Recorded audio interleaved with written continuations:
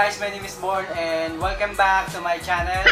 So today, isi-share ko sa inyo kung paano ko linisin ang aking helmet. So kailangan natin lagi linisin yung helmet natin, lalo na pag mabango nito. So ito yung helmet ko. Charan! Magic! So ito ang helmet ko is LS2 Stream Evo. Yan, dual visor. Kung napanood nyo yung previous video ko about LS2 Rapid and Stream Evo, kung hindi pa, sana panoorin nyo. Okay? So, ito, color niya is matte black. Ayan. Matagal ko na siyang helmet, almost think more than 1 year na rin. Matagal na. So, nabili ko to ng 3,800. So, ito, almost 3 months ko na siyang hindi na lalaban. So, share ko sa inyo kung paano ko siya i-maintain. Maintain na pogi. Okay? Alright, so itong ginagamit ko is Kobe Helmet Disinfecting Foam.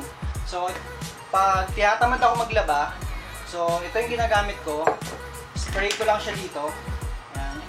Spray lang yan. Ito.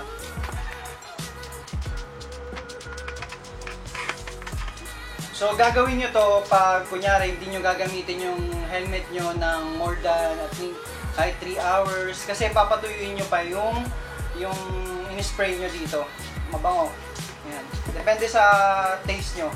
Depende sa pakangon nyo, diba? Okay, yan. Spray lang sa loob. Para sa foam talaga to. So, bahala na kayo kung gusto nyo gamitin sa labas. Sa shell. So yan, spray nyo lang. Siyempre, tipid-tipid rin, kaya tama na. Okay, so ngayon, kasi sobrang tagal ko na rin nagamit, pang araw-araw. So, lalaban ko na siya. Tatanggalin ko yung chin pad. Yan, hihilahin mo lang siya. So, bali ito pala guys na helmet na to is more, think 5 times ko na siyang nalabhan. Kahit 5 times ko na siya nalaban, maganda pa rin yung mga foam niya. Ayan. Hila-hila lang yan. Madali lang. Itong kagandahan kasi sa LS2 eh. Ma-apply nyo to yung pagtanggal na ito sa ibang mga helmet ng LS2 kasi the same lang sila ng pagtanggal. Ayan. So yung mga pin na yan, hilahin nyo lang. Okay, so ito. Tanggalin natin. Kasi lalaban na. Kumakapit na kasi yung amoy sa mukha, sa ulo, sa mga pisngi. So yung foam niya. So itong strap, pad, tsaka yung strap, hindi na ito natatanggal eh. Siyempre, ito yung nag-hold dito sa helmet habang suot mo siya. So kailangan lagi naka-close yan pag magra-ride kayo, lalo pag malayuan. So ayan yung laman niya. Ito. Kita nyo. Ngayon naman, tatanggalin na natin yung kanyang lens. Ito yung lens. Pull up nyo lang. Ako sinasabay ko na yan eh. Pupush ko. Push. Dalawang pataas. Ayan. So, meron ditong cut. Ayan. Yung parang guide mo. Naglalakyan siya dyan sa loob. Ayan. Kaya pupush nyo lang. So, yun. Natanggal na natin yung lens. Yung foam. Tsaka ano yung itsura niya. So yun nga, lalaban na natin siya. Ayan. So, lalaban natin.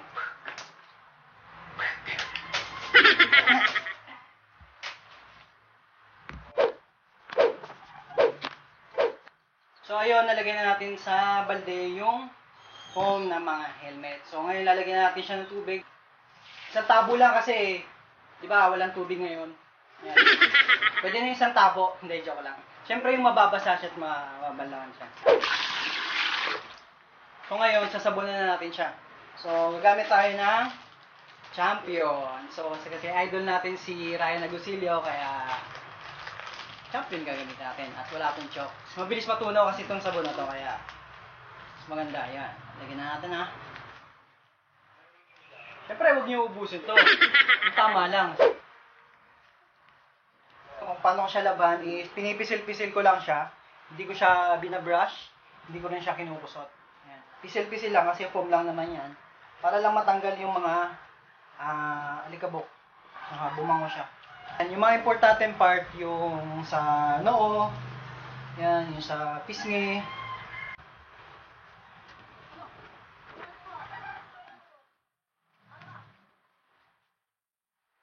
Ito naman yung sa helmet mismo. Ito, nilalabang ko rin to kasi sa strap pad, yan. Nilulubog ko to eh. Yan, dadagan ko lang ng tubig. Wala ako ng tabo. Yan, ito yung tabo. Focus sa inyo. Ito lang. Okay, ito yan. Ang ginagawa ko, nilulubog ko lang yan siya dyan. Tapos, tsaka ko siya kukusot-kusutin. Pero kung may mas malaki kayong planggana, pwede nyo, basta malulubog siya. Ayan. Kasi maamoy rin to eh. Dito rin po kumakapit yung mga pawis. Kaya dapat loban talaga to. Ayan. Diba? Ayan.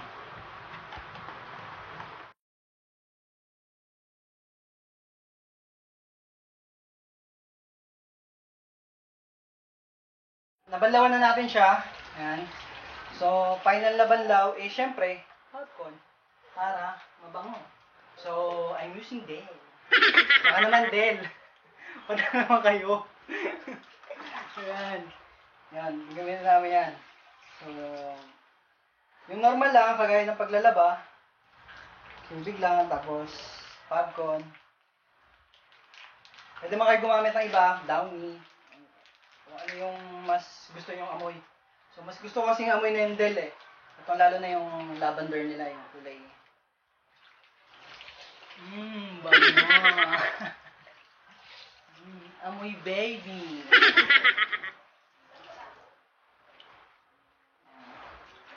Okay.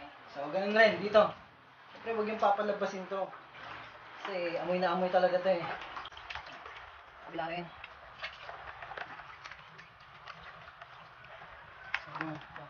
Function nito is yung nagbablock ng breath mo, yung hininga mo, yung buga ng hininga mo, para hindi pumunta sa lens. Kasi yung lens nagmo-moist yan pag sa hininga natin, yung buga ng hininga natin. Papatuloy na natin siya at lilinisan natin yung shell ng helmet at sprayan natin mamaya ng pampapog.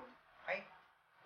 Yan guys, tapos na natin siya labhan. So, napatuyo na rin natin. So, ito na yung itsura niya nung tuyo na siya. So, matte black, kaso visible yung kanyang mga scratches. Ayan. Yung mga bangga-bangga sa table, sa motor. Siyempre, hindi natin maiwasan yan kasi helmet naman yan. So, ngayon, siyempre, sprayhan natin siya ng DS1 para matanggal yung mga scratches na yan tsaka hindi masyado halata. So, matagal ko itong ginagamit for 8 times, 10 times ko na siguro nilagyan to. Yung itsura niya nung hindi pa siya na-sprayan ng DS1. Nakikita nyo, sobrang dumi. Sprayan na natin siya ng DS1. Yan.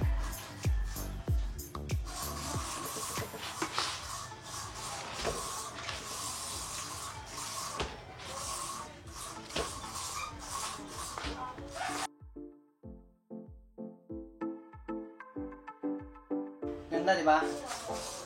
Pintab. So, mas gusto ko kasi yung matte black na medyo pinakintab na siya. Okay, ganun rin ginagawa ko sa lens. Ini-sprayan ko lang rin to. Minsan, pag malabong-malabo na talaga siya, ini-sprayan ko lang siya ng BS1.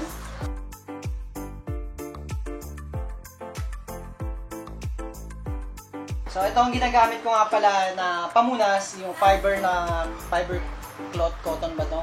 Binigay lang to ng customer ko, so thank you so much dun sa customer ko na nagbigay nito. Ngayon, pupunasan na natin siya. Ayan. Ayan. Nawala na yung pagka sobrang gloss niya, di ba? So, pag makikita nyo yung difference, ayan o. Ayan. Nakikita nyo yung difference, di ba? Ito, sobrang gloss na hindi pa napupunasan at dito na yung napunasan na. Nakikita mo na yung pagka matte black dito. Ayan. Dito, hindi pa napupunasan, sobrang gloss niya. Ayan. Ibang iba, di ba? Okay, so pupunasan na natin yan. So maganda kasi itong fiber cloth na to. Hindi siya nakakagasgas.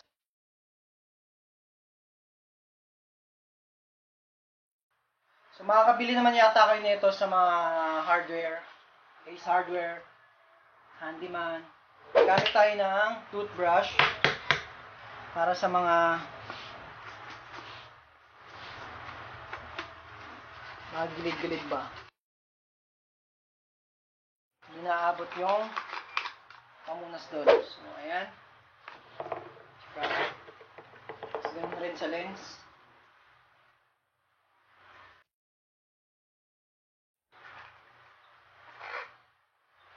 Ayan. Diba? Pakaganda. Sobrang linaw na.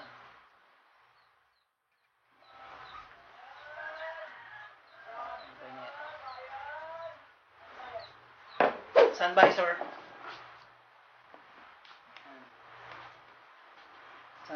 Sunglass niya, yan. Iangat ko at dun ko sa loob naman siya pupunasan. Yan. So ayun, tapos na natin linisin yung kanyang outer shell. Yan. So mas maganda na siya, mas presentable. Mas pogi ulit yung helmet ko dahil sa BS1. Yan. So you can use naman na different na pampakintab, pampaganda, panlinis. So, gamit ko na to. Alam ko na kung ano yung kakalabasan ng itsura niya. Yan. Parang bago ulit. So, parang mas maganda pa talaga sa bago. Yung bago kasi matte black na matte black. Mas may buhay yung pagka matte black niya. So, kunin ko yung isang helmet ng asawa ko. Pakita ko rin kung paano ko linisan yung gloss naman yun. Tcharan! So, ito yun. So, lilinisan ko rin yung labas na ito kasi marami na siyang dumi-dumi. Ayan, nakikita nyo. Kumapit na rin yung dumi.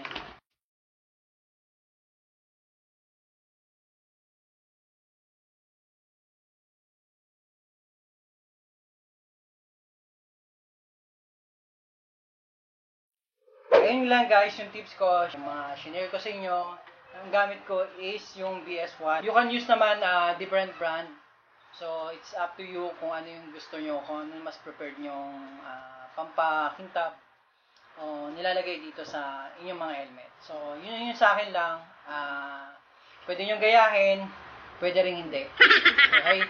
So, yun lang guys. Don't forget to subscribe to my channel for more videos. Marami pa akong i-upload na video. Travel, moto, tsaka tech videos. So, don't forget to subscribe. And thank you for watching. Have a great day.